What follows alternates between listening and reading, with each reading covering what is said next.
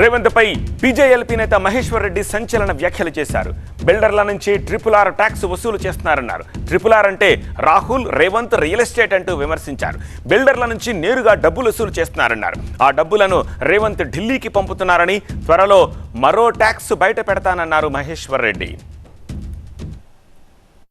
RRR tax అంటే Rahul Gandhi Revanth Gandhi real estate దందా. Rahul Gandhi Revanth Reddy real estate. దీంట్లో మొన్న ఎన్ని వేల కోట్ల రూపాయల సొమ్ము చేసుకున్నారో నేను మీకు చెప్పబోతున్నా. ఈరోజు దాదాపు 6,000 కోట్ల రూపాయలు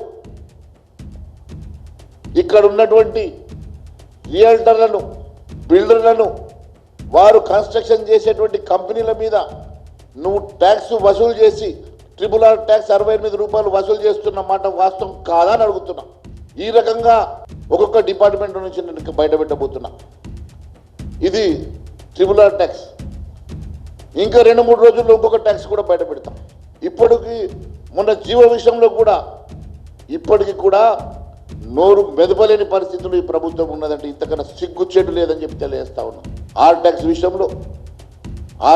విషయంలో ఈరోజు RRR ట్యాక్స్ విషయంలో కూడా నేను చెప్తా ఉన్నాను. మొత్తం రియల్టర్లు, బిల్డర్లు, మల్టీనేషనల్ కంపెనీలు హైదరాబాద్లో కాలు పెట్టడానికి కూడా వణికిపోతున్నారు. రేవంత్ రెడ్డికి ఉన్న బ్రాండ్ ఇమేజ్ అటువంటిది. అటువంటి రేవంత్ రెడ్డి నీవు ఇప్పటి వరకు నీవు చేసినటువంటి అవినీతి చిట్టాలు, డికే శివకుమార్ బాటలో నడుస్తున్నటువంటి రేవంత్ రెడ్డి గారు దీనికి సమాధానం చెప్పాలి అని అడుగుతున్నా.